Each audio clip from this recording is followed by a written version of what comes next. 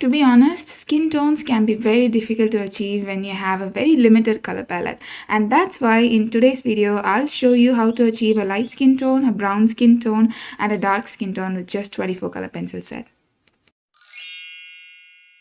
Hey guys, welcome back. Let's get started with the light skin first. And for the light skin, I'm using the Apsara 24 color pencil set, and it also has a silver and a golden color attached.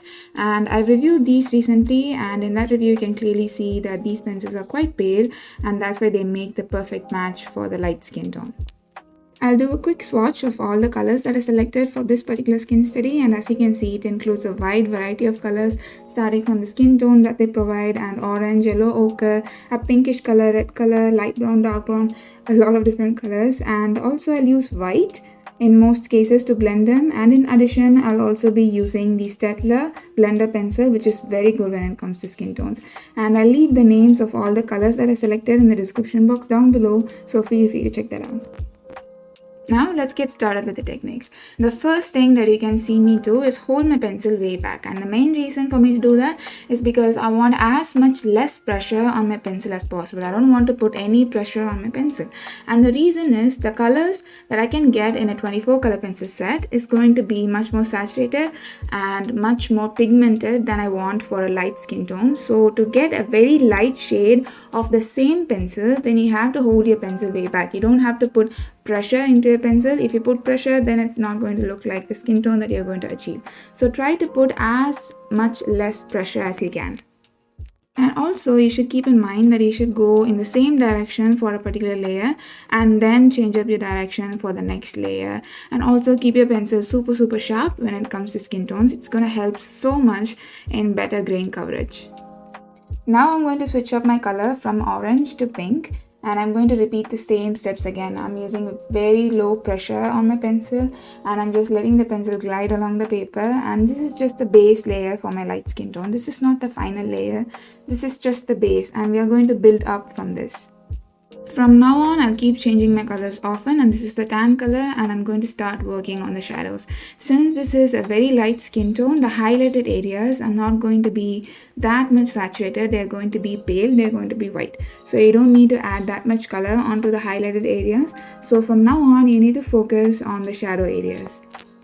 When it comes to skin tones, the one thing that matters most is how much of a color that you're going to use for a particular skin tone than choosing the perfect colors for your skin tone.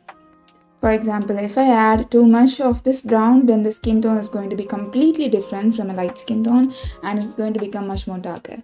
And if I add a bit more red or a bit more pink, then it's going to look like the person is bruised and they have some cuts and wounds in their face.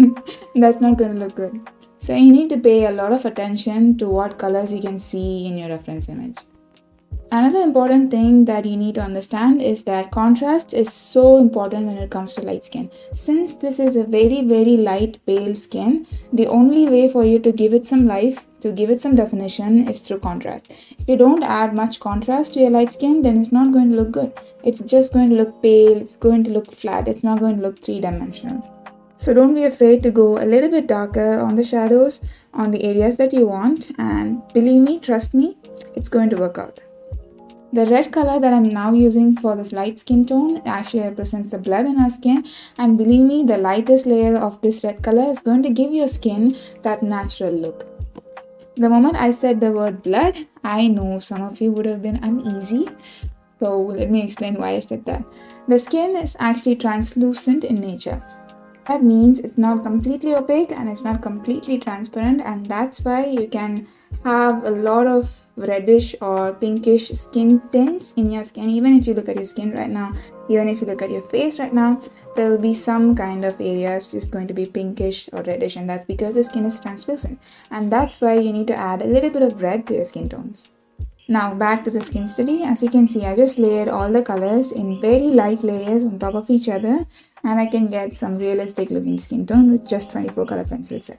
Once I'm done with all the layering, I'm going to use a white color pencil to blend everything together. And since I've used only 24 color pencil set, The result is going to be a bit grainy and it's not going to be super smooth, so let's be honest right there. And also you can use the blender pencil that I mentioned earlier, and this is going to break down the color pencils and it's going to even out the color pencil layer. It's not going to be super smooth, but it's going to do a better job than the white color pencil.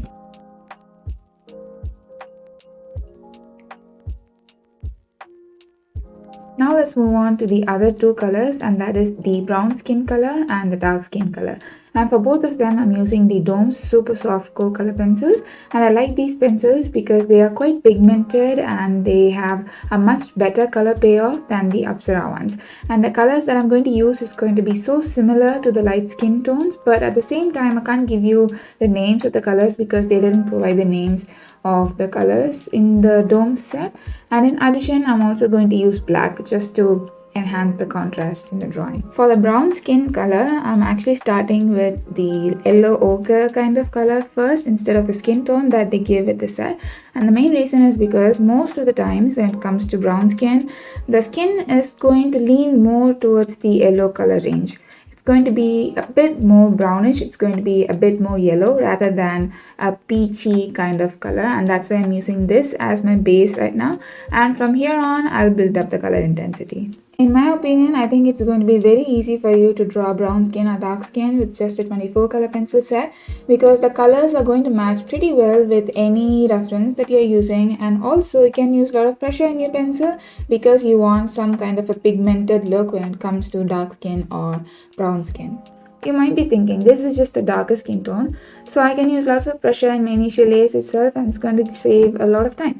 But unfortunately, it doesn't work that way.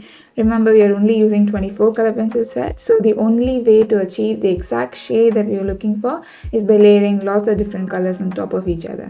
Another important thing you need to keep in mind is that you should never layer black as the last layer. You should always layer some other color on top of black to make it look natural. Another important tip to get a very smooth skin texture is not to use the back and forth motion like this. This is going to give graininess to your drawing and it's not going to be smooth. Instead, you should always use circular motions like this. Even though in this video it might seem like I'm going back and forth, but actually I'm going in a circular direction.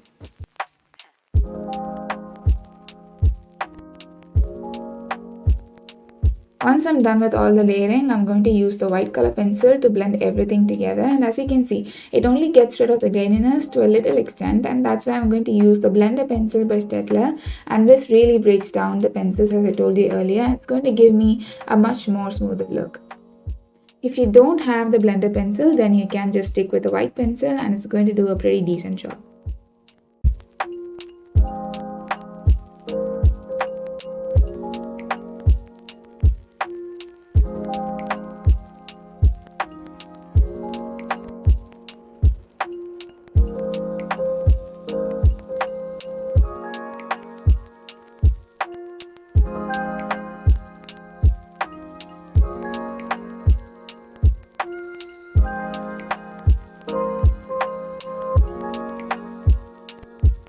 Now let's move on to the dark skin, and the colors that I'm going to use is the exact same things that I used for the brown skin, and the only difference between these two skin tones is that I'm going to use a little bit more black.